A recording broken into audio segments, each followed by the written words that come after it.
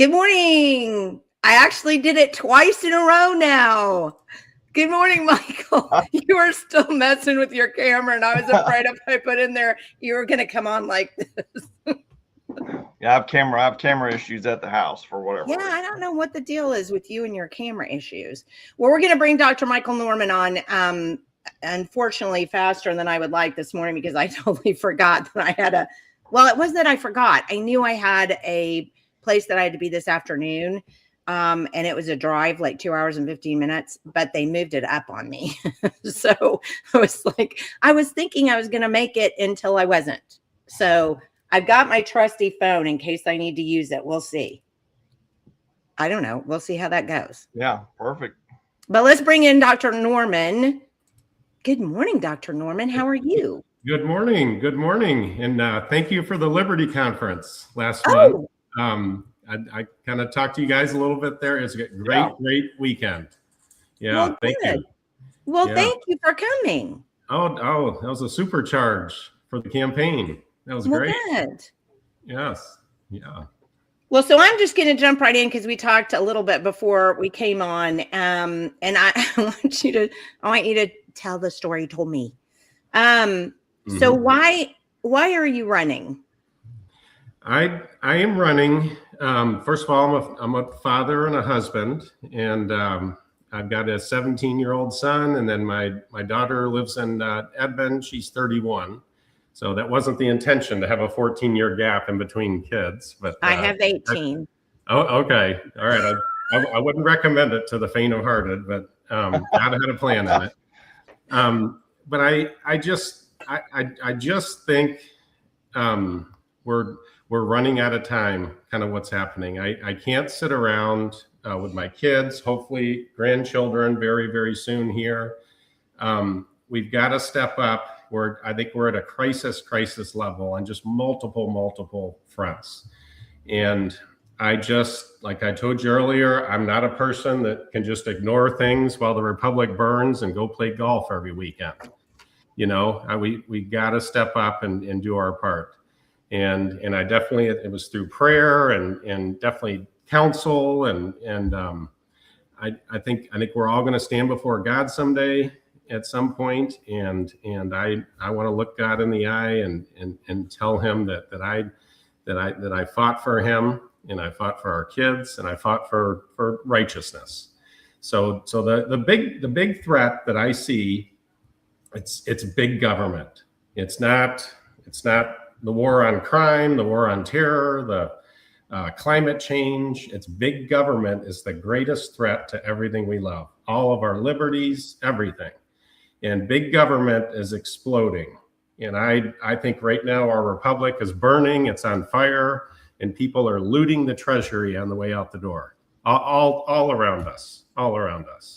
And so that's, in short, that's kind of what pushed me to really step up and do this. It kind of happened in a backwards way. I got a call right after the last election in 2024, kind of out of the blue. And a gentleman asked me to go to breakfast, okay, and he asked me to run for office. He liked the fact I was a teacher. I was teaching 7th and 8th grade boys at that time. I'm a small business owner. And he said, you'd be great. You kind of check all the boxes and everything. Well, in short, that was a political consultant. And then he wanted to know my list of when I start dialing for dollars, how much money I could raise, and how much of a percentage he's going to take off the top of that. Just at that little breakfast, he was trying to modify my speech and nuance my speech on what I believe and what I stand for. And he said, well, don't be surprised. You're going to start getting deposits into your campaign account from maybe people you don't know. Don't be worried about that. Don't worry about that. But that might be something that's going to happen down the road. And I'm just getting it's a free breakfast, so I'm going to hear them out. Okay. But I was already completely turned off by this. But it wasn't for no reason. Even though that was a scam. I did kind of get the bug to run for office at that point. I said, yes, I need to do this, not with this guy, okay, but I need to do this in the right way. I need to do this for the people and for my family and for our children, our grandchildren. So I guess that meeting wasn't for no reason. And it kind of turns out one of my opponents now is represented by that consultant. I was his first choice, and now I guess they recruited somebody else. And you put out a blog actually at that time, explaining kind of the process of what they do. Okay, they recruit these candidates, they pull them in, you know, and that was very helpful. And you mentioned the guy that actually took me to breakfast. So it was very your blog was perfect. So in 24. You didn't actually run. You were just at a breakfast, possibly thinking about running. He called me and asked me to think about running, and he took me over to Panera over there in Edmond and got me breakfast and everything, and yeah, and then he started laying it out, kind of what was going to happen, you know. And you so, knew this was going to happen. So it's a dirty business. For sure. I mean, it's a cesspool that we're kind of wading into, but I think I'm called to do it. Well, so, you know, with that real quick, Jenny, with that story, Dr. Norman, I think it kind of really puts a exclamation point on. I think most of these candidates, Jenny, as we have looked through time, they're just groomed and selected kind of by these political consultants, by the schools themselves. Like when we look at school boards, how the school boards go identify parents, oh, you'd be great, run for school board, you know, so that they can be controlled. They're not true representatives of the people like you, Dr. Norman, that have a passion and you see the problems. And I think one of the best things that I heard you say so far is, you know, you see how massive the government has gotten and how they've, like you said, they've looted the treasury at the same time. I mean, there's not very many people that, let alone come to that conclusion, but will just say that, you know, in general, especially when we talk to Republicans, Jenny. I mean, none of them talk about big government. None of them talk about the treasury. No, and I reminded him to go back and watch our show Wednesday with D. And she, I don't know why my brain isn't in my brain case this morning. But she, you know, when we're talking about TANF, you know, TANF, I guess it's TANF. I just always want to run it together. But that's exactly what we're talking about. That's exactly what we're talking about. Middlemen getting in between the tax dollars that we shouldn't already be taking in the first place, and then getting in between where they're supposed to go and just skimming that money off the top. I mean, yes, and what he said, he was going to take care of all my bills. They were going to write all the bills. Okay, he didn't say this, but I don't even think I needed to read the bills. I was just meant to vote my green button, vote yes. So they laid it out all right off the bat in the beginning. Wow. And I wish I read your article before I had breakfast that morning, but you hit it on the head in terms of how they recruit.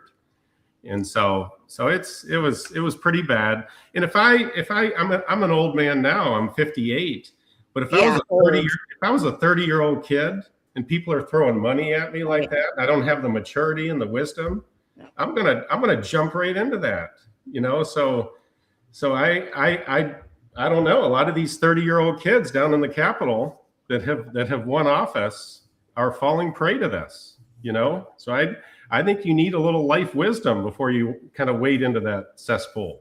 Well, I tend to think that the political schools are grooming them and then sticking them into these places. 100%. The young. Oh, yeah. I mean, that's who those people are. And, you know, the sad part about it, though, is us older people fall for it, too. You know, I mean, there are plenty of older people up there who just like to push the green button. You know, they've been in politics and that's what politics is about, is just, you know, making the people that put money into my bank account happy. Well, and also, Jenny, that aspect you mentioned, Dr. Norman, of how they'll kind of guide you and on the bill side, how to vote, just make your job easy. You don't have to do a lot of work. We'll tell you what to do. I mean, I think that's just as important as anything, Jenny, is that's probably how most of those people operate down there at the Capitol in the first place. It absolutely is. I had a conversation with Grant Green when I was thinking about running for Senate when it was an open seat. And I said, what about the Constitution? I was vetting him as a candidate before I decided what I was going to do. And I said, do you have any, political experience? Have you read bills? And he basically told me, and this is what he said to me on the phone after he got mad at him when I asked him what the Constitution said. And then he got mad at me and I just was like, okay, we're done.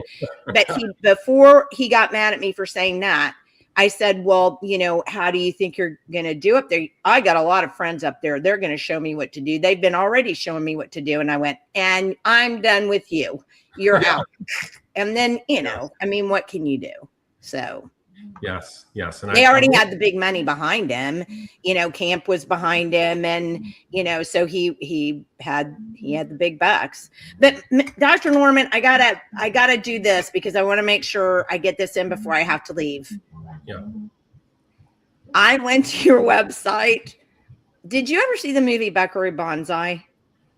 No. You never. Did you see it, Michael? Yeah. Okay. Well, Dr. Norman, you have to go see the movie Buckaroo Banzai. It's from like 1988. It was one of the best movies ever. You're Buckaroo Banzai. I was looking at your website. I was like, oh my gosh, he's a chiropractor. He has a small business. He teaches kids. There was something else that you did too. And I'm like, oh my goodness, he's Buckaroo Banzai. Oh, I'll watch that this weekend. And I as a chiropractor though, I've always been kind of a rebel.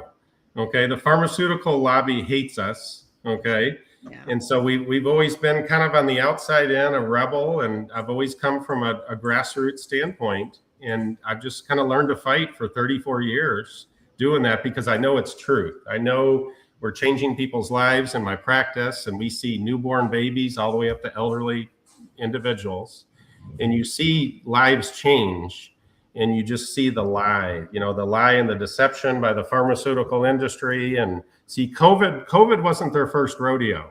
They didn't learn to lie just during COVID. They had many years of practice leading up to that, and so they're good, very good. So. That's the consultant kind of didn't know he had a rebel taken to breakfast that morning. So, so if you if you win, how, because this is a crowded race. I was looking it up the other day, and I guess because it's an open seat, because Pfeiffer now wants to run for labor commissioner. So yes. He's leaving that seat. There are 6 people now in that race. I mean, that's a pretty crowded race. I think besides governor, it's one of the most crowded. Why do you suspect? It's hard to tell. It's hard to tell. I think that helps the grassroots though. I think the more candidates, the less vote totals, to advance. So I think that's going to be beneficial. But there's kind of a mixture of establishment in there, and then just maybe a couple newcomers that have kind of jumped into the water a little bit. But I think it's going to benefit us, and the more there. It's a very rural district, just like yours.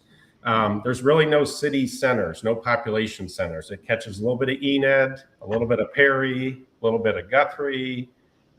It's got Blackwell, Newkirk, Bremen, Lamont. It's got kind of some small, medium-sized towns. Yeah.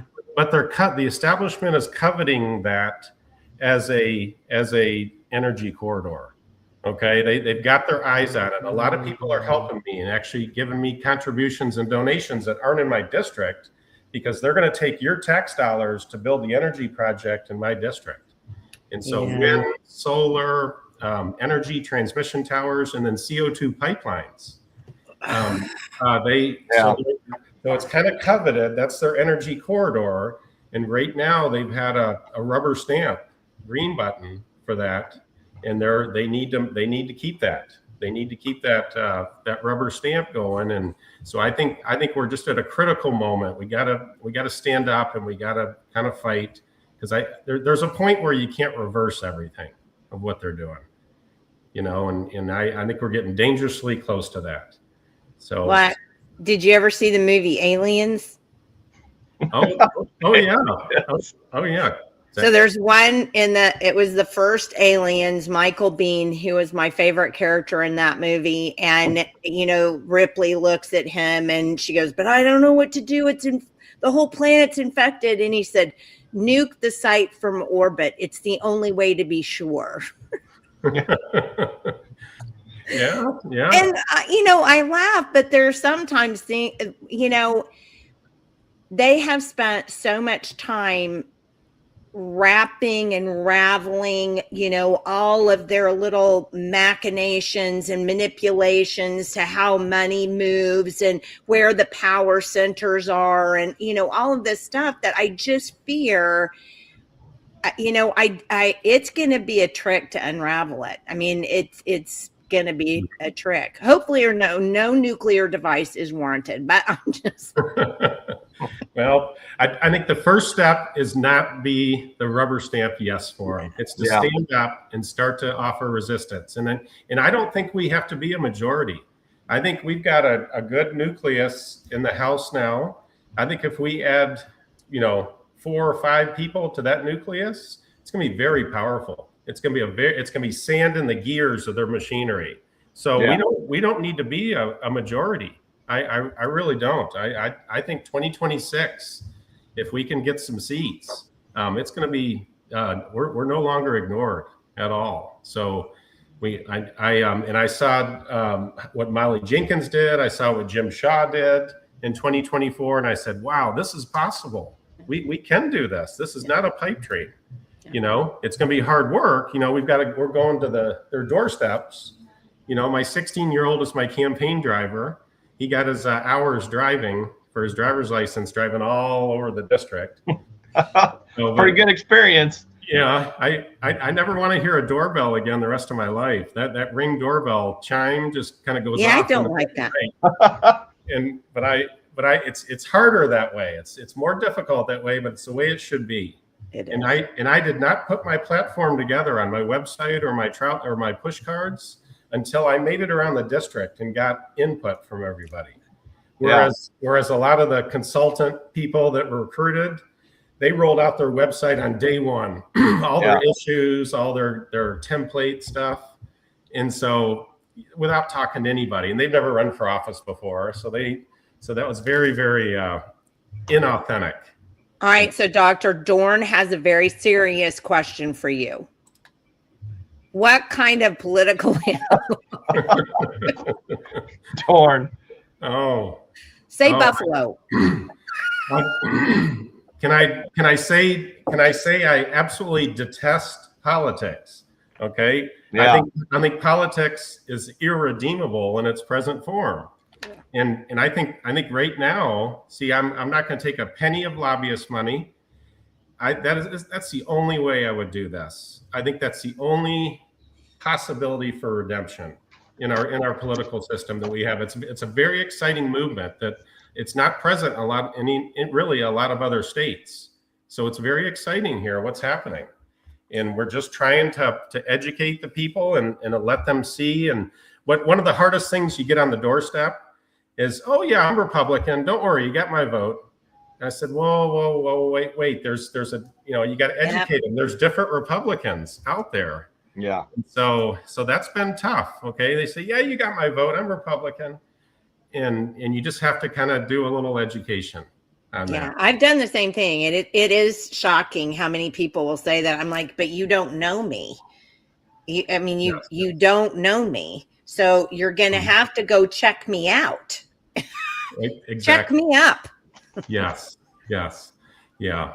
So I don't know. I don't Catherine know. made a good point. She said at this point, the only people who should be in politics are people who hate politics. All right. Yeah, 100%. Yes. Oh, yes. And then Julie cracks me up because she said, when we said, what kind of political animal are you? She says, don't say. Right. Oh. I think the no lobbyist Republican is almost a completely new political party within the Republican Party. It's really, really exciting. I agree. And you know, the thing of it is too, you know, there are people legitimately who can take money and then just, you know, say, give them the old Italian, you know, signal. Sure. But I don't think there are enough of us to do that at this point. I'm not sure that we actually are, because a lot of it boils down to niceness. Well, you gave me some money. You know, and it shouldn't ever be the reason why you do anything. The reason why you do anything for people in your district can't be money. Right. It can't be that thing. Right. So, and I think sometimes in the beginning you could say, okay, they're giving me money, but that's not going to influence my vote. I think in the beginning you could kind of take a stand like that, but over time and through the years, I think it just wears you down. Yeah. I think it changes you, you know, and that's why you become somebody different than you were maybe in your first term. Yeah. So it's very tempting. And if you're 30 years old taking that money, oh my goodness, I don't know if you have the maturity and the wisdom to really keep your character intact. Well, it's like Molly told us one time when we were talking to her, and she was talking about caucus, and she was talking about caucus retreats and things like that. Yeah. And she won't go where they're going. She'll stay in a completely different hotel. And part of the reason is you can develop, it's like being on a sports team, you know, I mean, if you're on a sports team, there's a lot of camaraderie. You're like, hey, we're working together toward a goal. You know, we're going to get this goal. We're going to do this. We're a team. And that can't be what happens in government. It can't be that. Yeah. This isn't, politics is not a team sport. It's for individuals in the individual districts which you represent. That's it. There's no team unless it's your district. Yeah. You can go into your district and have a district caucus. You can have meetings with and get everybody in your district to come together, but it doesn't have anything to do with these people whose butts occupy chairs at 23rd and Lincoln. Yes. Yep. And you forget. I think that a lot of those people, they may not be knocking on doors anymore. I think the way around that really quick is to knock on doors and get back to the people. And I think you know, Trump early on, he would get out of the Washington D.C. and go to these rallies and things. You know, he's not doing a lot of that anymore. But I think you've got to keep that connection with the people. Otherwise, you get pulled into this vortex. You know, that'll leave you unrecognizable. Well, and you don't even see it happening. I think that's the worst part. It's insidious. You know, you almost have to walk in with a suit of armor on and keep it on. Yes. Yeah. You're like a superhero and you change it in your car. On the way home, I'll take that off. Yeah. And I've told many people, and I believe this to my core, we're in a spiritual battle. We're in a spiritual war. We're not going to solve it with politics. You know what I mean? And but I think we can be agents. We can be agents in the process politically, but we got to keep in mind ultimately, I think it's a spiritual battle. You know, and yes, suit of armor, yes, on when you walk in there. Yeah. Well, unfortunately, I'm going to have to get off because I'm going to have to go get in the car. But here's what I'm going to do. I hope the two Michaels have great conversation, and I'm going to be listening in the car and either popping in or adding comments or questions. So I'm not leaving. Chime in, Jenny. Do what? I said just chime in. Okay. While I'm driving, you know, that we'll be very careful. or I'll stop by the side of the road or something. So I feel another movie, Terminator, I'll be back. But for now, I'm going to get off. But thank you again, Dr. Norman, for being with us, and we'll see you again in a minute. Sure, absolutely. Bye, guys. Yes.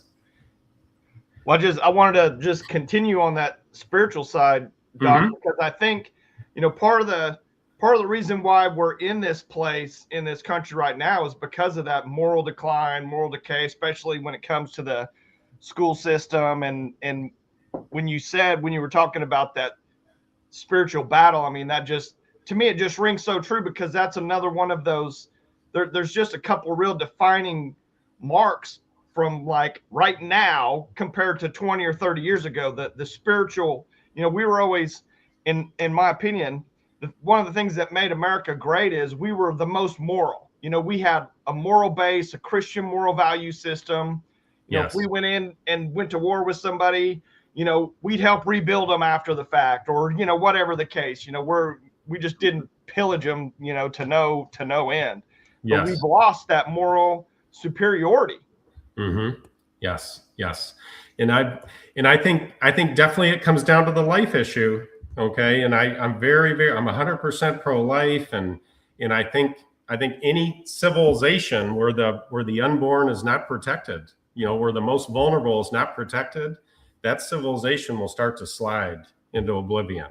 And so I think a lot of things can come back to the life issue, and so that's going to be a firm stance, that I stand on. And I see that as just a lot of the cause. Yeah.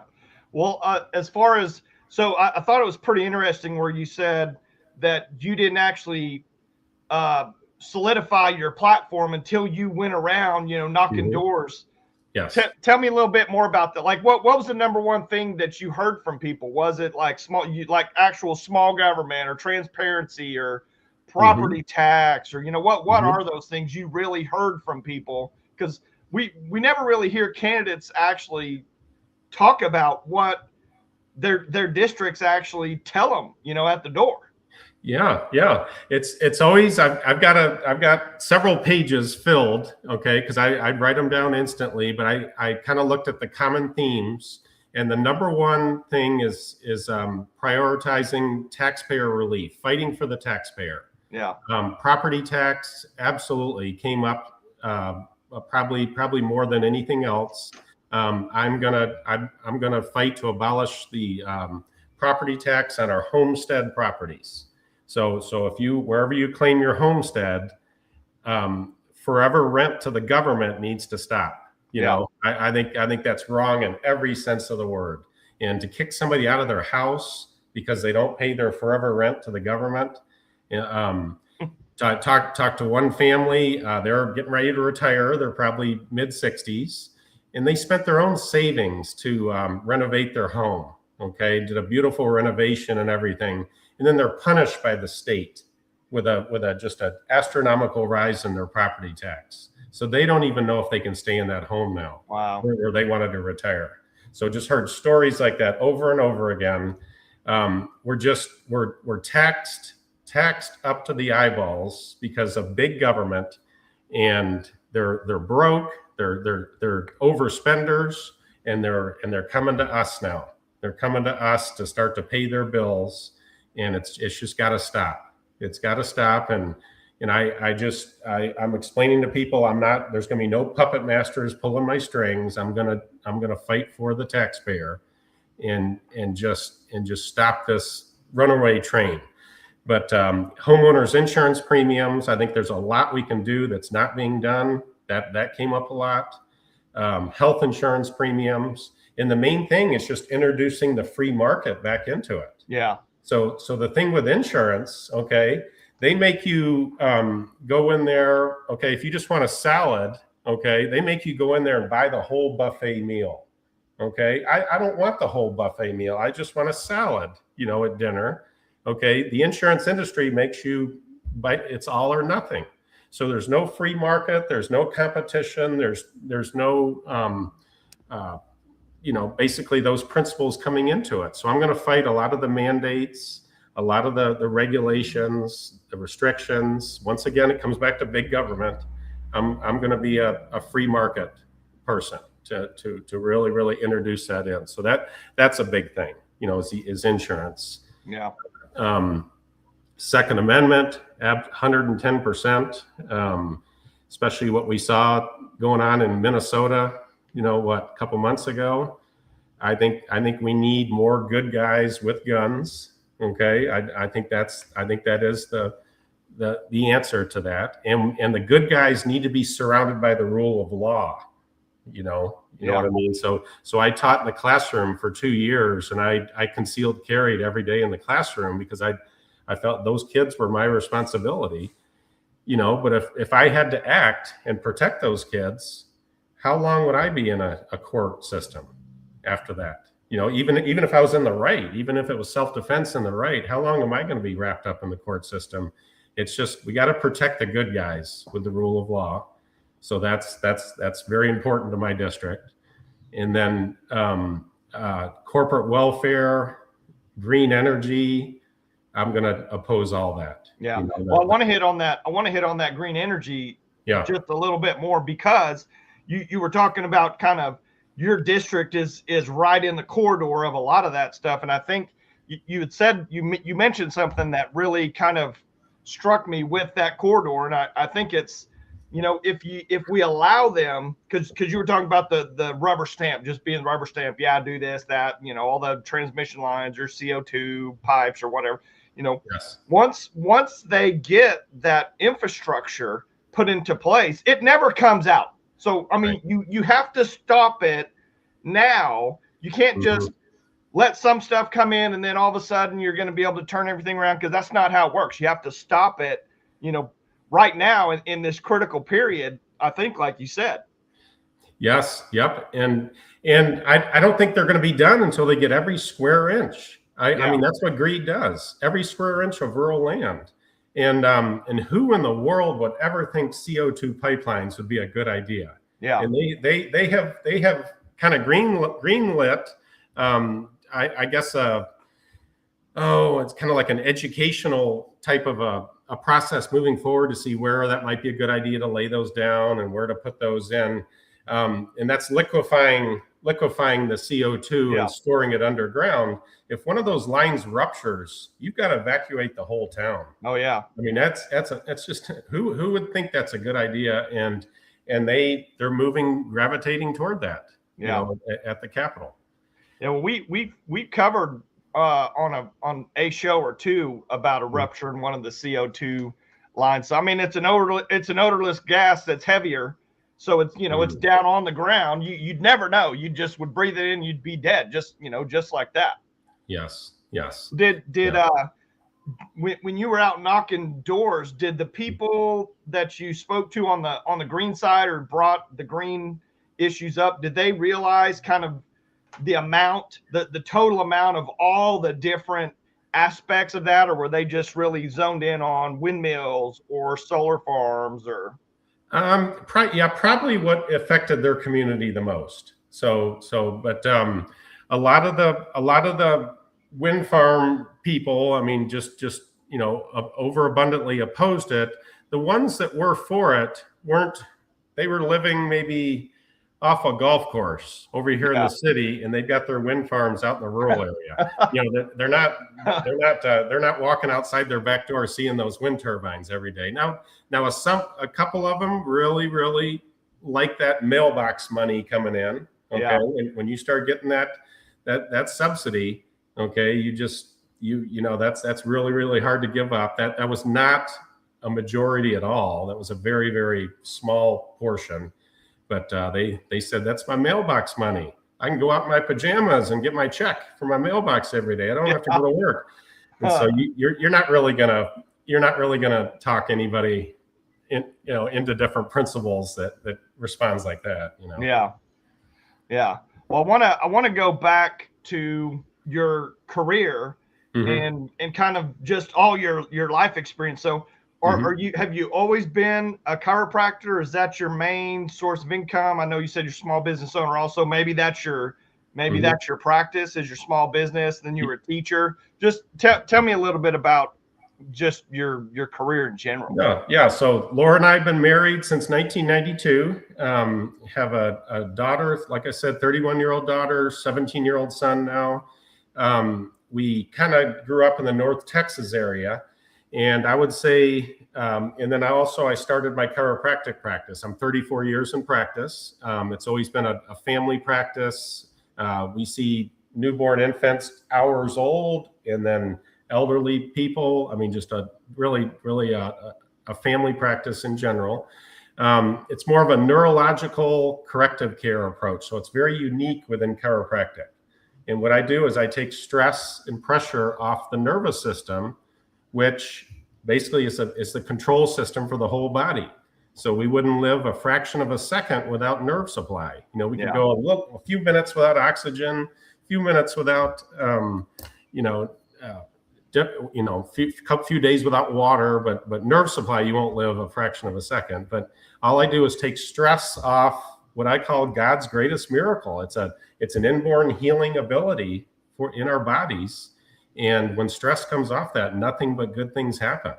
So some people, usually they'll come in because of a pain symptom, but then 5 or 6 other things will get better. It might be an elementary school boy's asthma starts doing better, digestive complaints, just really anything under the sun. And it's not me doing anything. It's just stress coming off their nervous system. So I've been doing that about 34 years. That's my business that I've always owned. And we my son got to be about 12 years old, maybe 5 years ago.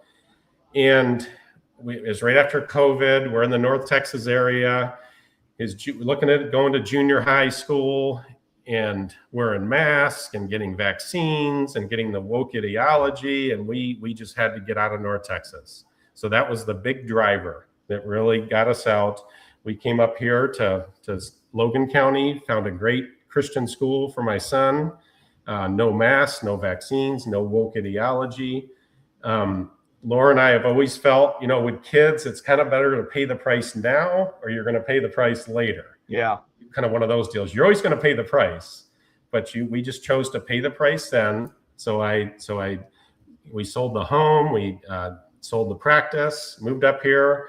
I started over at 50 some odd years old and practicing in Guthrie, just kind of building up the practice again. It's really, it's nothing I would have chosen to do, but it's really been kind of a good experience, and just having new patients coming in and it's building up faster than it did the first go around, when I was in my 20s. And so practicing in Guthrie, we got up to the school and they asked me to teach. And so I for a couple of years, I taught 7th and 8th grade boys. It was a traditional Catholic school. And so I really enjoyed that. I've just kind of given them a true, it was kind of a one-room schoolhouse model where you'd go through all the subjects. Yeah. But teaching them real history, and that Jesus Christ is the center of history, and teaching them real history. And I think it's intellectually dishonest now to teach history in a government school and keep the name of Jesus Christ out of it. I don't think that's right at all. But so did that for a couple of years, and then kind of like I said, I got invited to breakfast after that 2024 election. I saw some grassroots candidates here locally do really, really well. And then that door started to open, so I kind of went into that. Well, so were you kind of politically active prior to that, like making posts on Facebook or anything like that? Or were you just, family man, service to the community, had your practice, just not really that political or, Yeah, really turned off to the whole political process. So I really really upset. I saw them for the crooks that they were, and kind of like I said earlier, okay, right now the Republic's on fire. It's burning to the ground. They're looting from the treasury. I kind of saw that earlier.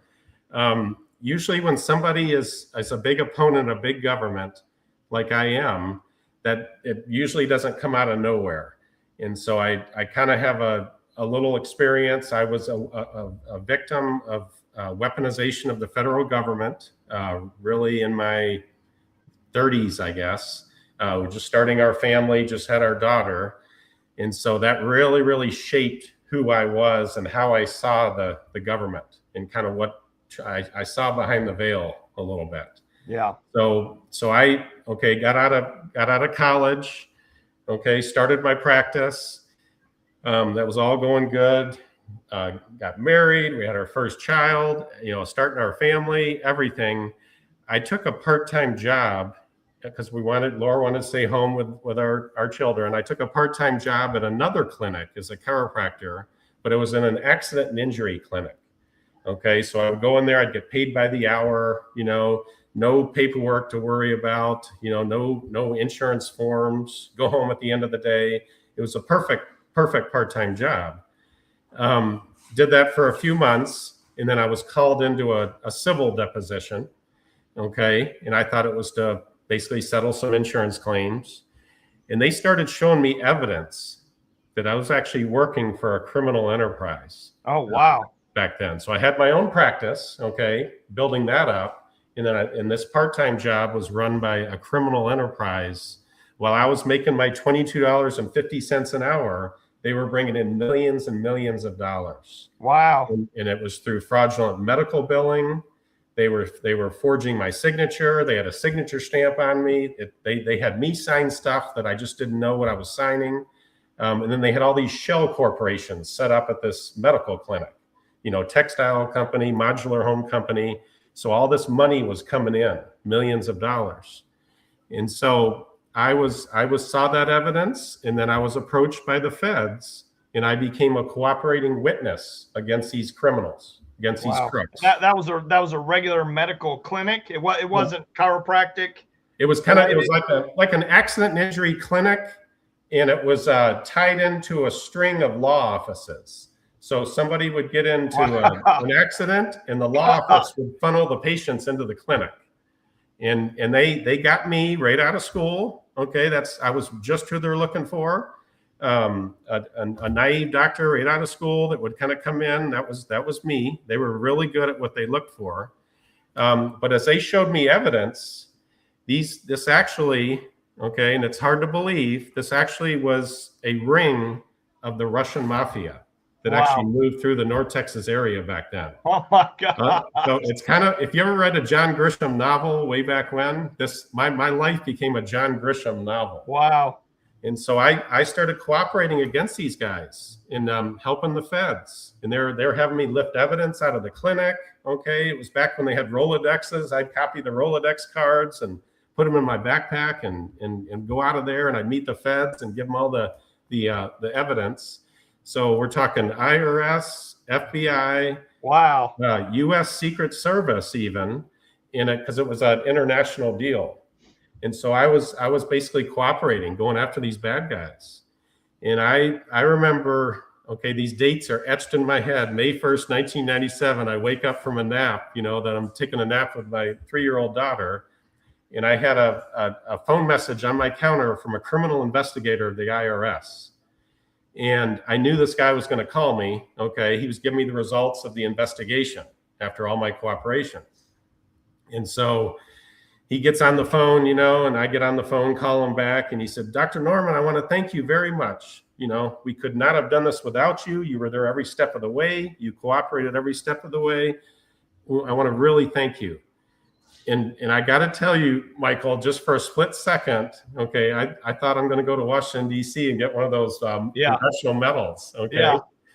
He said, however, Dr. Norman, after talking it over with the U.S. Attorney's Office, we can't justify leaving you out of the indictment. That's coming down.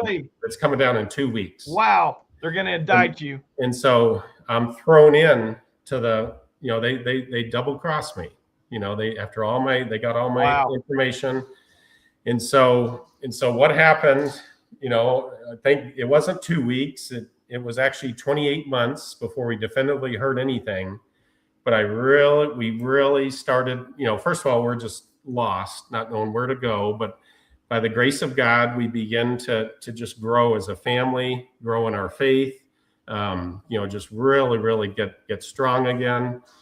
And then they basically came back at the end of this 28 months, the government, and they said, okay, you got two choices.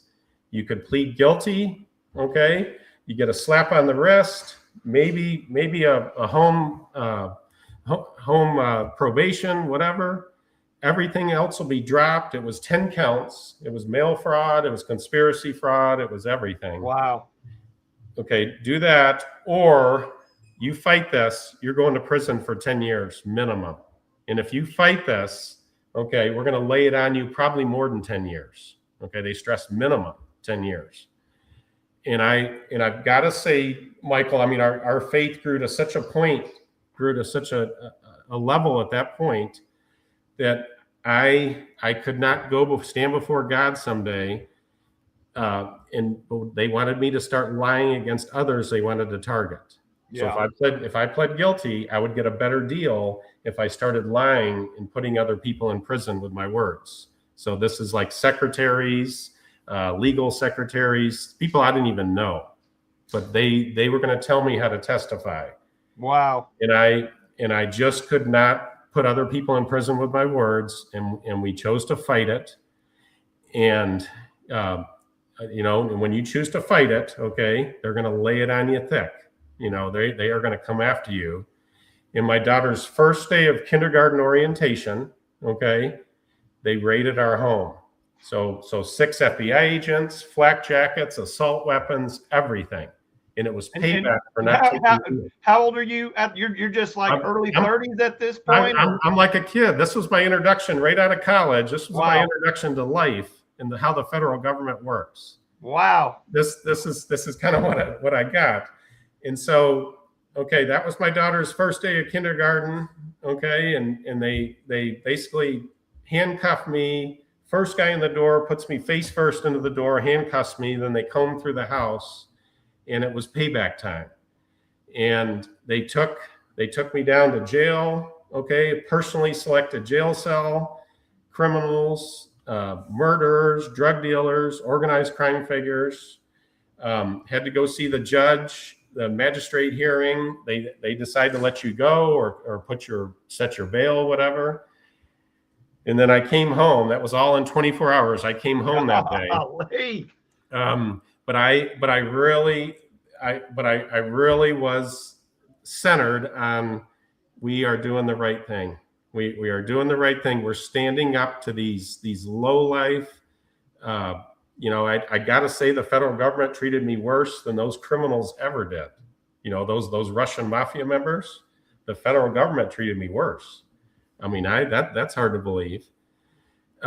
So we prepared, found a great attorney, went to trial. Less than 1% of anybody that ever goes to trial against the feds is successful.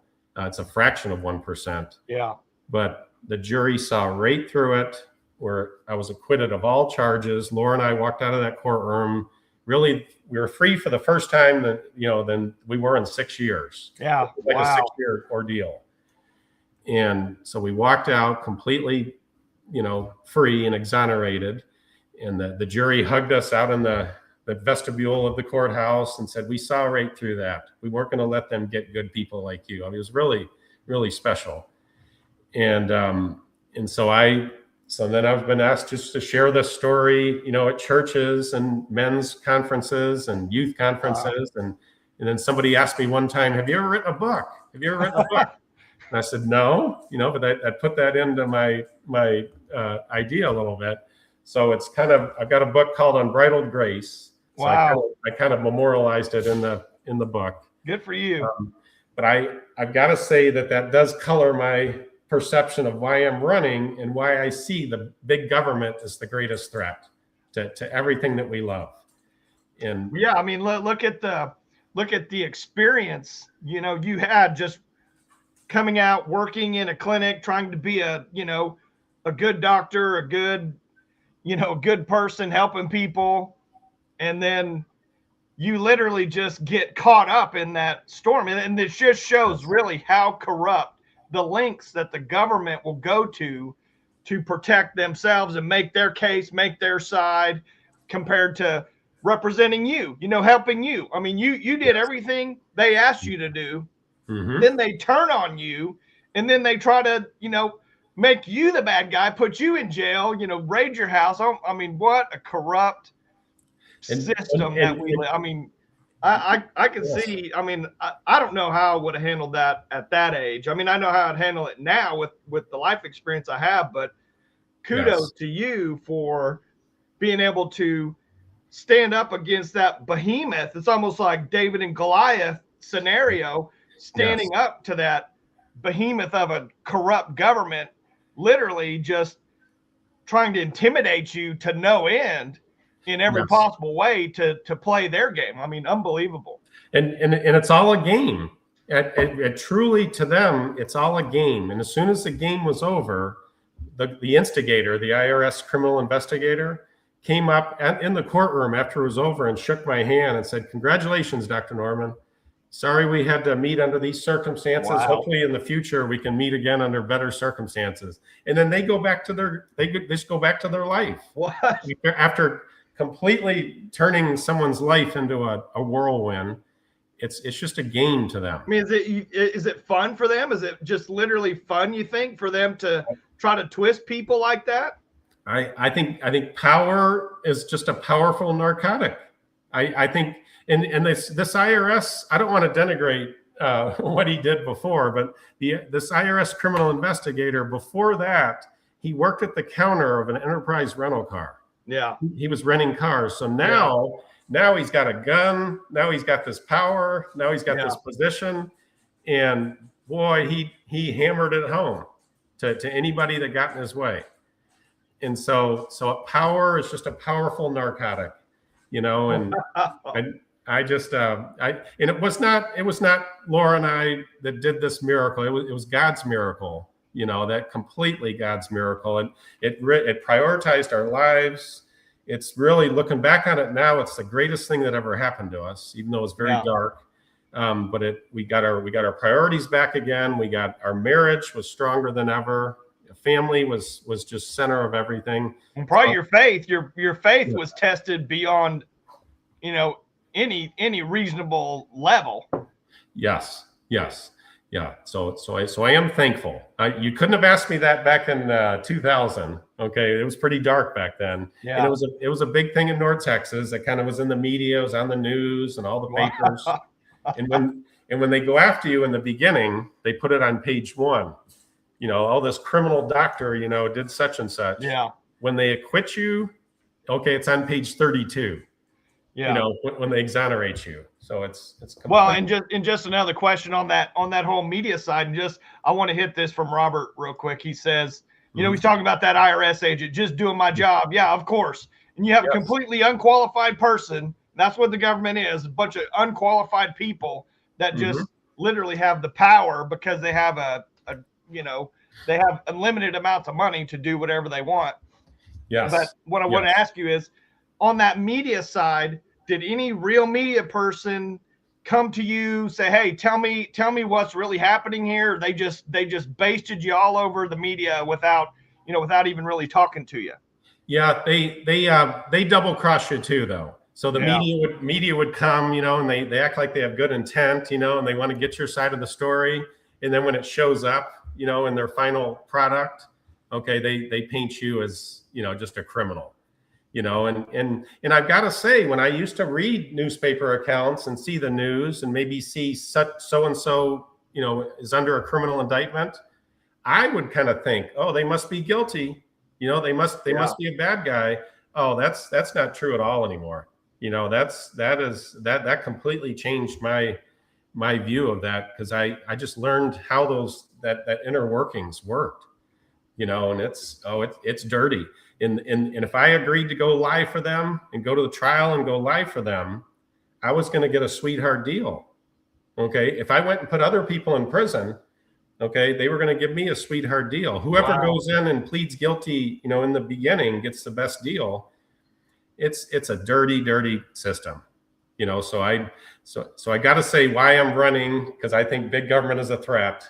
I know firsthand what a threat big government is. Jenny came on. Unmute yourself, Jenny. You're muted. You're muted. Okay, I think I'm unmuted now. But I came on because I wanted to point out a couple of things. So before Dr. Norman and I, before we all got on this morning, we were talking about the fact that, and this dovetails exactly with what he's saying. Sorry about the car noise. What this second chance to change organization that I'm going to this event for today, that we had them on the podcast last week. And about a year ago, one of the guys from that organization reached out to me, and he was talking to me about what happened at kind of the low level of our court system, and it was absolutely infuriating and horrifying. And it's exactly what Dr.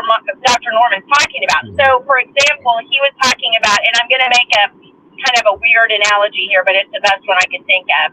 Let's say you stole a loaf of bread, okay? You were trying to feed your family.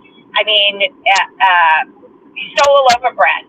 So you get arrested. They put you in jail. Then you get assigned a court attorney, right? Because you're a defendant, you're assigned an attorney. That attorney wants to become a DA someday, right? So they're going to try to make this, I stole a loaf of bread, into like the biggest thing ever so that they can win this case, and they can put that on their resume, and they can be that DA. I was tough on crime, blah, blah, blah. And so you've got a bunch of people in jail right now who are exactly where Dr. Norman was. Okay, you stole a loaf of bread, but if you don't do this for us, then you better plead guilty, or we're going to put you in here for life, and you'll never get out. And they do that. And people don't know that this is happening, but they do it. And we're just all very lucky that we haven't, been caught up in that situation. But a lot of people have. And our court system is just absolutely wrapped. I mean, Michael, you and I know this because of the fact that we've had Katie on multiple times who's told us that the courts have just abandoned families, but they've stolen their kids, and they've just abandoned the families. So we know that this is all jacked up, and it's just disgusting. I mean, it's like what you said, Michael. It's not even for us anymore. It's for them. They're making a name off of us because Dr. Norman, that's what they were trying to do, was be tough on crime. We're going to prosecute you because we're tough on crime. Well, they don't do white-collar crime. I mean, they hardly do anything like that. It just, it makes me so mad. I actually had to get on to say something because it just is so upsetting. Yes. Yep. And somebody got a promotion, okay, after an indictment. And if they got a prosecution of a doctor, somebody will get a promotion over that. It made for good headlines. It's just, it's a dirty, dirty business. It really is. And I was going to say, too, about the media, because it always cracks me up. So I went to Washington, D.C. on January 6th, right? We didn't even go in the rotunda. We didn't even go in. We were just walking up and down Pennsylvania Avenue. But I was mayor at the time, so everybody calls me an insurrectionist, right? And even to this day, if I get in the paper for some reason, if there's something in the paper, it will say something like Jenny White, the insurrectionist. And you're like, holy cow, guys, give it a rest. I mean, really. Yes. Yeah. I don't know. I remember, Michael, you and I were kind of talking at the Liberty Conference, about just the growth of big government and the federal government. And I think it's being fueled right now by the printing presses with the money. Okay. We're printing our way out of everything. That might be the only way to kind of have all this fall away. Is the printing presses stop, the party's over. And we can get back to a smaller government. Maybe a stronger states' rights type of a system. And but right now it is so big and so large, a behemoth, I think you called it. I don't know. I mean, they can come after anybody they want, at any time at all. So it's scary. There's the government that can get that's big enough to give you everything, can take everything you have. You said that? Oh yes. Yes. Remember that one, Michael? Yeah. Yeah. So I just can't think of who said it. So they can give and they can take away. Yeah. Well, Robert has a good quote here too. I'll read this real quick. He says, "Show me the man and I'll show you the crime. People who have nothing to hide don't even realize the laws they are breaking. 30,000 pages of state statutes in Oklahoma. I mean, 100%. Yes. I mean, you just, everything you do at some point, if the government wanted to, they could literally point throw the book at you, get some unqualified person that they've empowered to just go after you. That's just a yes, sir kind of guy. I'll take care of it, and just hammer you. Yes. Yeah. So I think we gotta, that's why we've gotta stand up. We either stand up or we're subservient. I mean, I think we're at that point now, and well, and Doc, to your, to who you are, you said, I think we have to stand up. Well, you already did stand up. You did stand up to the government, and there's nothing. I mean, there's no greater example of what a morally right person that's in the right, that is innocent, standing up to the government. There's no better example than your example that you just, your scenario that literally happened to you. There's no better example than that. Yes. Yep. And the thing about it, so it is the story about God. In the book, I kind of share them all. The miracles that happen through this thing will just blow your mind. So it wasn't just me and Laura against the whole world. I mean, God stood up, and if we take the first step, God shows up in a big, big, big way after that. And we'll never even, we couldn't even predict the miracles that start showering down on us. But we've got to take that first step.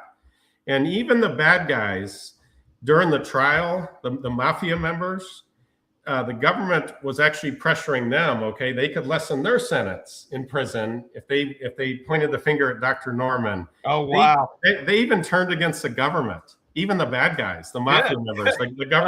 The government said, "What did Dr. Norman do?" And I remember this mafia member on the stand said, "Dr. Norman didn't do anything at all. He wasn't involved in this." And that probably gave him 2 more years in prison for double crossing the government. But it just was a very, very a time filled with grace. We felt we really didn't feel the attacks on us. At some point, sometimes during this, it was almost like we were looking down at our life. Okay, we weren't in the pain of the life during this. We were looking down on it. It's hard to explain, and especially at time when they took me to jail and threw me in jail.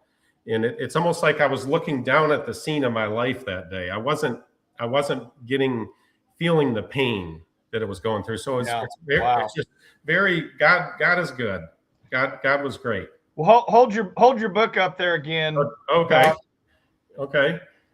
So Unbridled Grace, a true story about the power of choice. And I wrote it, it was revised a few years ago, but I wrote it shortly after it happened. And I was kind of being asked to speak at conferences and things like that. And someone just came up after a conference and said, you need to write a book. And so that's kind of what got me started. This is really all the journals. It's from my journals going through that 6-year ordeal. And it's really the story of the family, how our family really, really came together through this. And, despite the bad guys, what they're doing. And so it's almost like when the bad guys and the good guys are just coming in, you got nowhere to run. But we ran up, we ran to God, and that changed everything. So yeah, but I think the hard thing is there is so much fear that accompanies getting into trouble. I mean, Oh, I yeah. don't know how else to say it other than that. And so people get into this situation, and I think the government counts on that. They get into this situation where they're like, you know, oh my gosh, I better plead guilty then. I better do that, or I'm gonna, and you know, and it's just an absolute testimony, I think, to your backbone and your belief in God that you went, you know what, I'm not doing that. I mean, yeah, whatever happens, I guess happens. Because not a lot of people can do that. And even if you're a strong believer in God, even if, you know, Jesus is the savior of your life, it's very hard to, Yeah. I mean, the government is still a big stick, and it's very scary. Yes. Yes. Yep. And I don't want to say we didn't come through it without any pain. Okay. We lost our home. We had to sell our home. You go against the government, that's not going to be a small legal bill. Yeah. Okay. So we lost our home. Basically, we started over with our lives. My practice went down to nothing. You know, Laura definitely had to go back to work, several jobs. We struggled for many, many years, but it really, I just have to tell you, it's the greatest thing that ever happened to us in terms of it pushed us to a mountaintop that we wouldn't have got to before, you know, just kind of almost like a spiritual mountaintop that we wouldn't have got to on our own. But I can't tell you it wasn't without a lot of pain. Okay. If you go through something like that, you're going to be left with some scars, you know, so it's not like a Hollywood ending where you walk out of the courtroom and everything's lives happily ever after. No, there's a price to pay, but it's a price worth paying. It really is. Wow. Well, what a testament, Doc. I mean, just unbelievable testament, but just test of who you are as a person. I mean, I think that pretty much shows us really who you are, what side you're on. When you talk about big government, you know how bad big government is.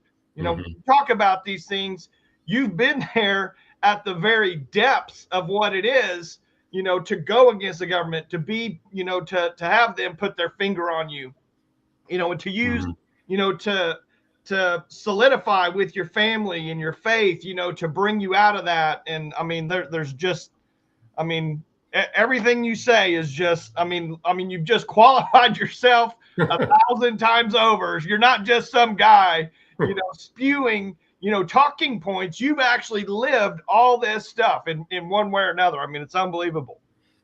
Yeah. I tell people sometimes I wish all this wasn't true, but unfortunately it was all true. Yeah. Wow. You know? And I tell, you know, that we saw January 6th, how many lives were destroyed with the January 6ers? Yeah. I mean, that's why I said this was government weaponization before I knew what that term meant. Now we know what it meant, and now I think it's going to start getting more prevalent. I really think we've got to get ourselves ready for a storm that's coming. Yeah. I think it emboldens them when they have wins like that, because I'm sorry, but we've had, I think almost everybody's out, but I think there are still people that are in there that. Yeah, there are. Yeah. Yeah, and you're just like, but that emboldens them, right? Because it's about power in the first place. So if their power is keeping people in a place where they shouldn't be, man, it just emboldens them. So I'm with you, Doctor. I mean, we have to be so careful. That's why we have to stand up. That's why we have to do, you know, what you're doing, running and asking people to get involved and to vote. Because if we continue to allow them to be emboldened, they're not going to stop. It won't stop. It will only get worse. Right. And I do, there's another quote too. It's by a science fiction writer, but he says, politics attracts the pathological. Okay. It's completely pathological, and it attracts it. And you've got people, it's mental illness. Okay. It's literally mental illness. But these are pathologically very sick people, you know, that are pulled into politics, that are pulled into positions of power. Okay. It's Yeah, it's a pretty sick place, you know, and you look at these people and you deal with them on a day-to-day basis, and you see they're I'm not a mental health professional, but boy, I could find a couple diagnostic categories for them in my book. Well, you know, we could probably, you and I, we could spend hours going down that mental health side just from the fact of the amount of, you know, bad things in our society from food and chemicals and bad diet and just bad health in general. I mean, all those are major contributing factors to that whole mental health side. You know, we don't necessarily have talked about that today, but I wanted to throw this other comment up from Robert, Jenny. He says the capital uses marketing terms like subsidiaries, tax credits to fool the public into taking welfare to drive up debt and taxes. 100%. 100%, Robert.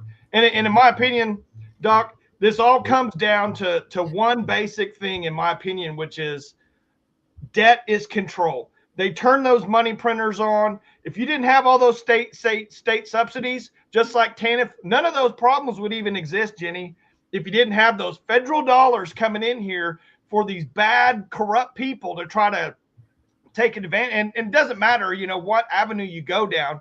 We're in a massive amount of debt. We don't have real money. And I would prefer to have more of that power back, because I think the states would be more fiduciary because they don't have the ability to print all that money. So they have to have a little better handle on where things are being spent, how they are, you know. So if we, as a state, if we didn't take all those subsidies, if we didn't take all that federal money, you know, we'd probably be in a little better shape overall. So I mean, to me, it always comes down to that money, because that money corrupts these people. They'll do anything. They'll literally do anything to get their hands on that money. And I think I would never ever, political wise, I would never go ever beyond the state level. I think DC is just a lost cause, and I think it's going off the cliff. And what's our federal debt is, I think, 37 trillion. Yeah, it's like, about 38 trillion. And every 100 days it goes up another trillion. Yeah. But then the unfunded liabilities, Social Security, Medicare. Oh yeah. That.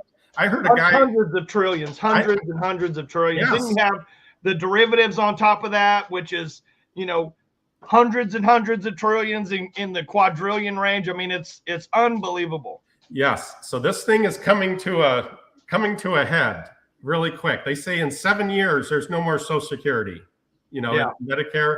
And so this thing is coming to a head. I think that's when you got to really fear a big government. Okay, is when they're backed into a corner, they're desperate. It's like a wounded dog. We've got to get ready at the state level. We got to get our house in order at the state level and get ready for this federal encroachment that's coming. Yeah. Well, and that's why, to me, it's so important. Like on that whole property tax side, I don't want the government having any kind of way in 10 years from now with my taxes in any capacity with my house. Because am I truly free if I don't even own my own property? And Robert made a good point up here also. Let me find that.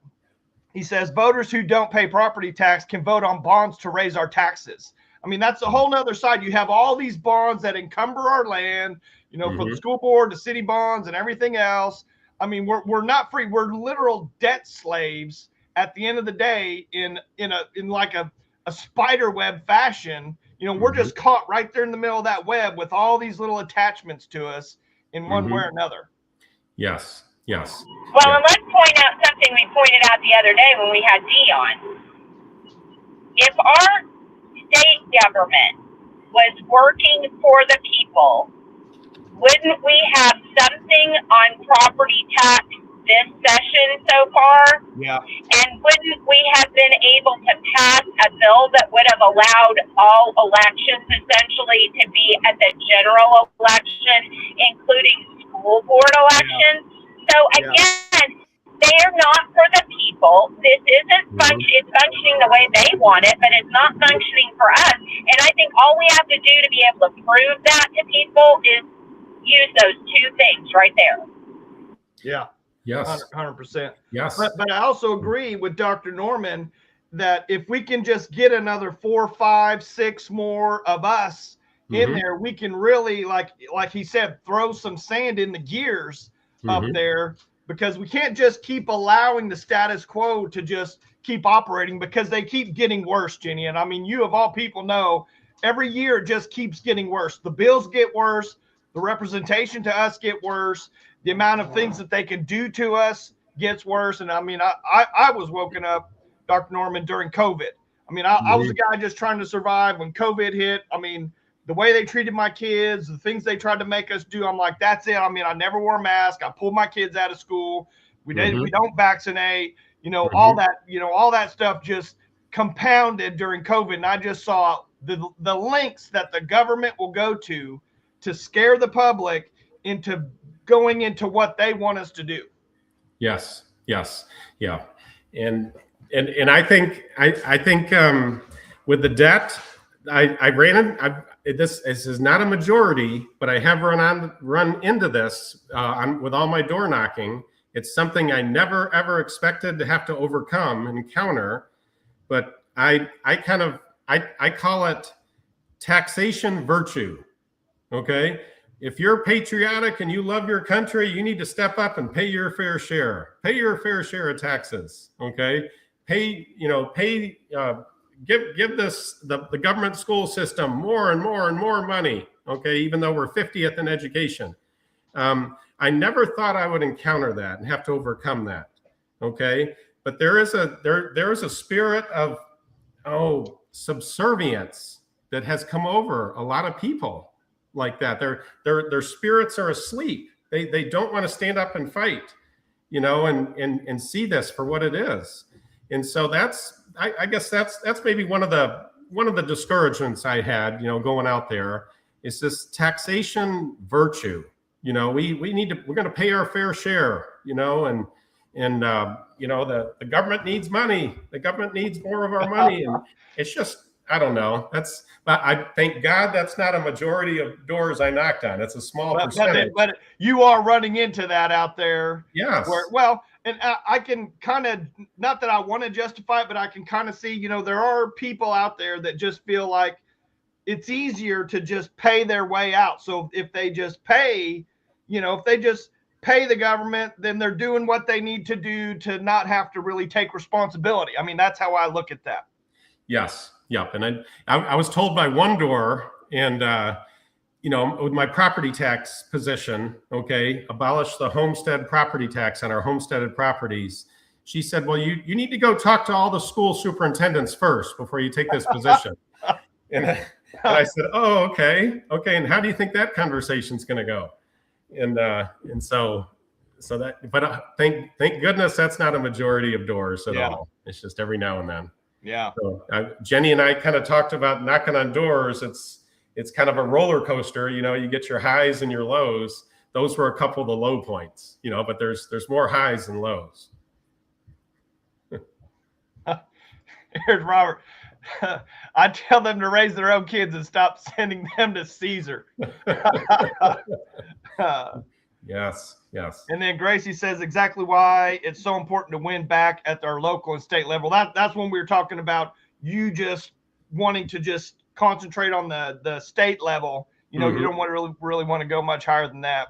And Julie also says God is so good. Yes.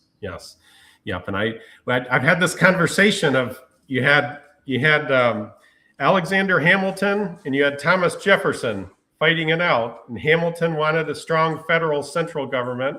Jefferson saw more states' rights. Hamilton won, I think. But what would have happened if Jefferson won?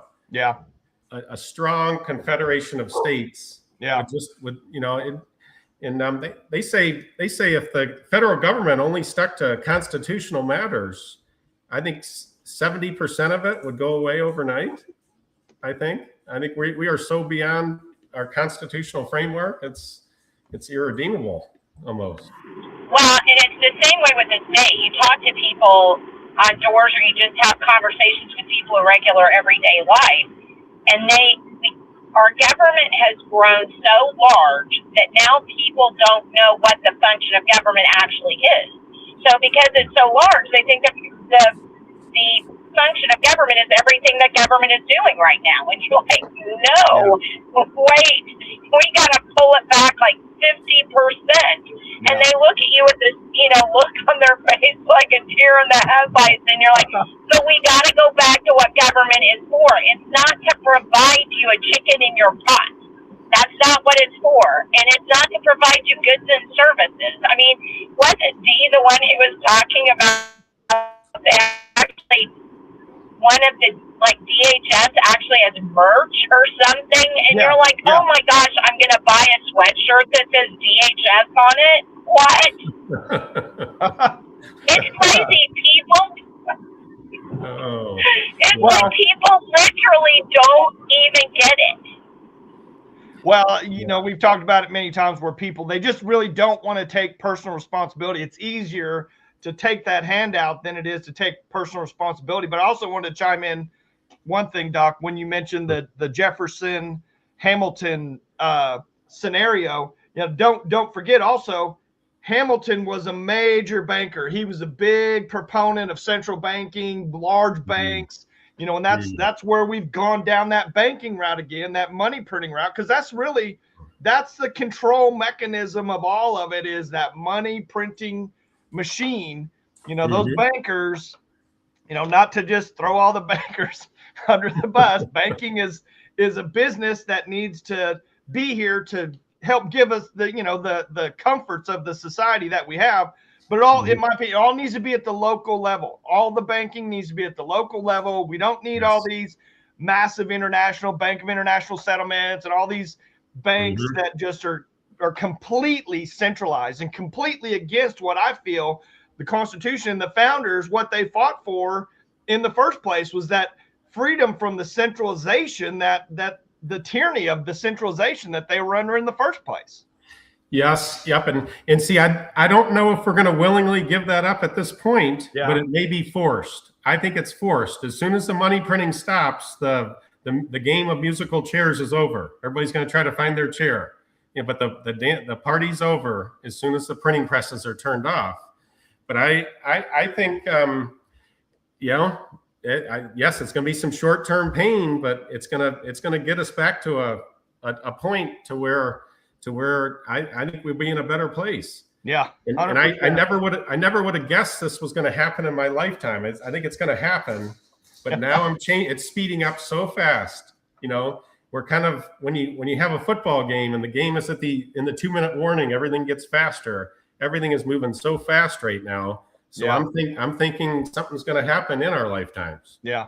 Well, I think about it in the way you've seen those kind of hope wells that, like grocery stores, where you put a penny or a nickel in and it goes around the big circle, down into a bucket.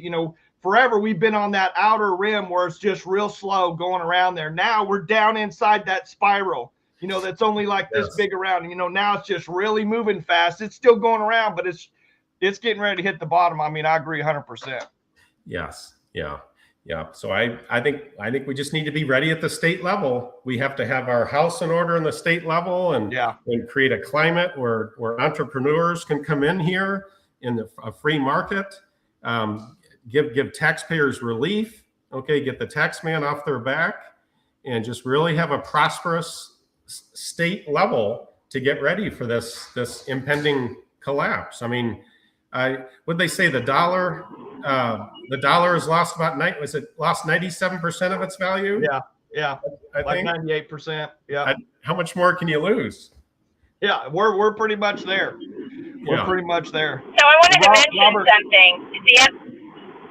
The other day, I was reading a Journal Record article, and there was a girl who, I think it was just an opinion piece or something, but she was actually from the Oklahoma Policy Council, which leans left. But what she was saying made 100% sense to me. Apparently, let's see, 2 years ago, they opened up the budget process, the state budget process. And so when they were going through the budgeting process, it was all out in the open. They were doing it on, where it was recorded in meeting rooms where people could see it. You could actually log on and watch it. And then not only that, but they were putting the the budget bills themselves out so that the public could see them and the lawmakers had a chance to read them. Well, guess what? Starting last year, they did what they went back to the old ways. They're doing the budget deals behind closed doors. They're not putting the budget bills out, which means what's going to happen is lawmakers are going to get smacked with those budget bills 15 minutes before they're supposed to vote on it, and it's going to be a 45-page bill. And we need to kind of make us think about that. I mean, we've got to have them opening up that budget. The whole budget planning needs to be open to everybody in Oklahoma who wants to watch it. Those bills need to be put out a minimum of a week before they need to be voted on so everybody can look at them and read them for themselves. And this was really upsetting to me. I don't know if you guys have read that or heard that or not. No. Yeah. No, but I'm of the camp, Jenny, that, I mean, we live in a time now where information is instantaneous. It doesn't cost anything to publish all that stuff on a website. I mean, we should literally have full transparency of every single transaction. Like, you ought to just be able to drill down. Hey, here's this budget line item. Click it, drill down. Oh, here's the vendors. Click it, drill down. See the actual invoices. You know, whatever. I mean, there's no reason to have that, to obfuscate that, unless they do it on purpose. Mm-hmm. I mean, that's the only reason. Yes. Oh yeah, absolutely. Yep. It's easier to do it in the darkness. Yep. So they prefer that. But yeah, but I don't know. So I think that's the main driver for me is just the fiscal reckless disregard for our tax dollars. I think that's really what pushes me when I don't feel like knocking on another door. You know, that just keeps pushing me. And then my daughter's living in Edmond now, and just her property tax is just driving her mortgage payment up. I really think sometimes the school districts passing the bonds and going into this outstanding bond debt, okay, and then looking for us to pay it back because they can't pay it back, okay. If you argue about that, they say, well, we're for the kids, we're for the children. Yep. Okay. What about after the children graduate? Are they going to be able to afford the American dream of home ownership? Okay. Driving these property taxes through the roof. So that the kids eventually they graduate, and all these government school bureaucrats, they're long retired, and they have created damage for their graduated students. Yeah. So I'm going to be, I always, when I talk about public education, it's real tough because you're always painted with a broad brush. You know, you're against the kids, you're against the teachers. Well, I'm separating the government school into the bureaucrats and the classroom, the teachers, the students, the parents. It's completely separate. So 65 cents of every dollar, okay, for education needs to go toward the classroom side. You know, and if teachers are doing a great job and they're overperforming, they need to get financially rewarded for that. Right now, the teachers unions kind of have them capped. Okay, they can't earn any more money. So even a bad performing teacher and a good performing teacher, they're capped. Well, that's not a free market. You know, so I'm trying to get that across, that I've separated the government school into the bureaucratic side over here, the bottomless pit of money, and the classroom. Yeah. You know. Well, and I think it's fair to say, Doc, I mean, the way that we've been operating our schools for the last 20, 25 years, even longer, but we'll just say last 20 years. I mean, are we really getting the results, the return on that massive amount of money that's been poured into the system? I mean, it's pretty fair to say that, no, I don't think we've, you know, the way it's currently working is not working. Yes. Yep. And I always tell people up front, we homeschooled our children and we private schooled our children, you know, when we had the money. Okay. Because I believe, you know, Jesus Christ is the center of human history, and to not bring up his name is intellectually dishonest. But in our Constitution, we do say we provide a free government education for the students.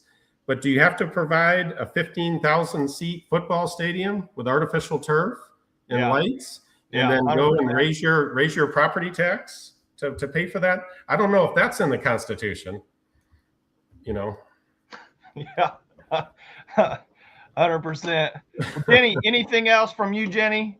With Doc, we're at about an hour and a half. Yeah, no, I think we put Dr. Norman through the ringer there, talking about everything. We did get you on the record, didn't we? But then gets me on the record too. So who cares? I mean, honestly, we need to be out there talking about the things that matter to people and the things that matter to Oklahomans and Oklahoma citizens. And I think this is a great forum to do that. And I just so appreciate that you came on and had this discussion with us today. And like I said, I'm going to call you Buckaroo Bonsai. Oh, okay. Okay. I missed that in the late '80s. I must have been I must have been ignoring the movie selection. It might have even been the early '80s. I don't know, but I do appreciate you, and I do thank you so much for being on. Oh, thank you guys. Thank you for everything you do, and thank you again for that Liberty Conference. That was a shot of fresh air. It was really, really good. Well, good. I know it took a lot of work. And thank you. Doc, make sure thank you for being there. Tell us everywhere where we can find you, your Facebook, website, how people can donate, contribute to you. Yes, yeah. So kind of like I said, my district, they're going to build the energy corridor in my district, but they're going to take your tax dollars to do it. So please, even though you're not in my district, $100. If I can get 300 people to donate $100, I can win. And I'm more than halfway there. So much more than halfway there. So you go to Norman or okhouse.com. So and Norman just and then FOR okhouse.com, and that's the easiest way to donate. Please put the word out. You brought up David and Goliath, Michael. So that's I'm used to David and Goliath, so that's okay. And then you can my phone number's on there. You can call me for anything. The platform is voter driven. So the platform came from the voters, not me.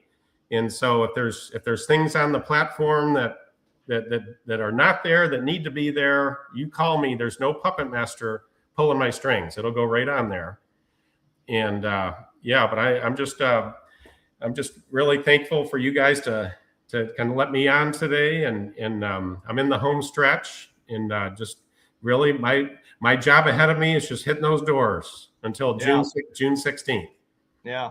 Really meeting some great people though. Really, really, there's people I never would have met. It's really a good experience. And me and my 16-year-old son have spent more time together than we ever have. Now I gotta pay him $10 an hour though. But still, it's the best time we've ever spent together. So but that's hysterical. It's been a good experience all around. All right. Well, thank you again, Dr. Norman. Really appreciate you. Lovely to meet you. Thank you, guys. All right. God bless you. All right. Okay. All right. So and you as well. That was fun, actually. That was one of the most fun interviews I think we've done in a while. Well, I tell you what, it gives you hope that a guy. Can you hear me?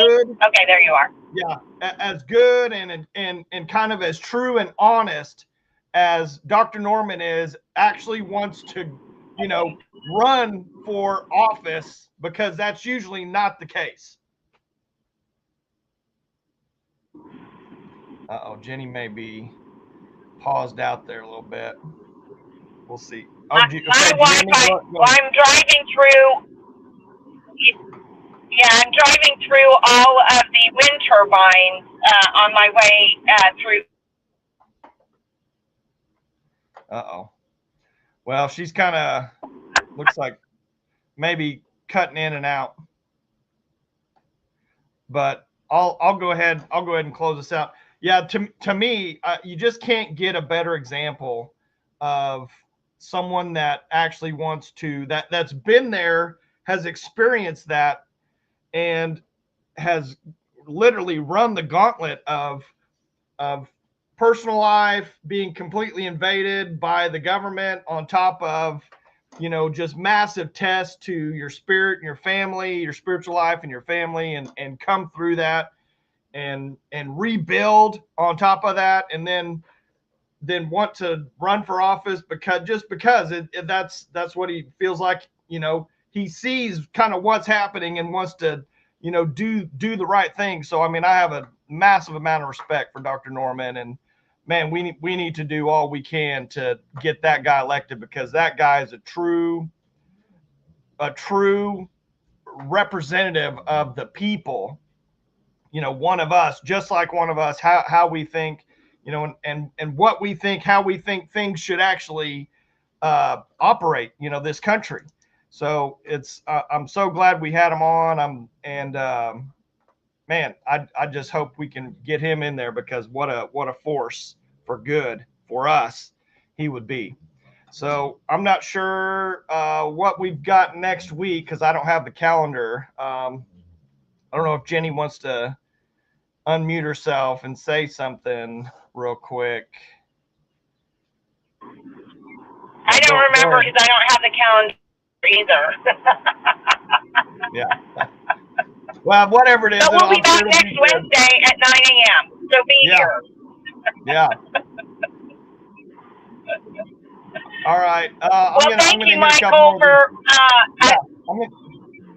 I'm going to hit a couple more of these comments too. I should have hit this comment when we were talking about those bonds and the property taxes from Robert, because the TIFs are in there also as a massive amount of hidden tax, or, you know, hidden tax increases. And then Gracie also says, men love darkness rather than light because their deeds are evil. For sure.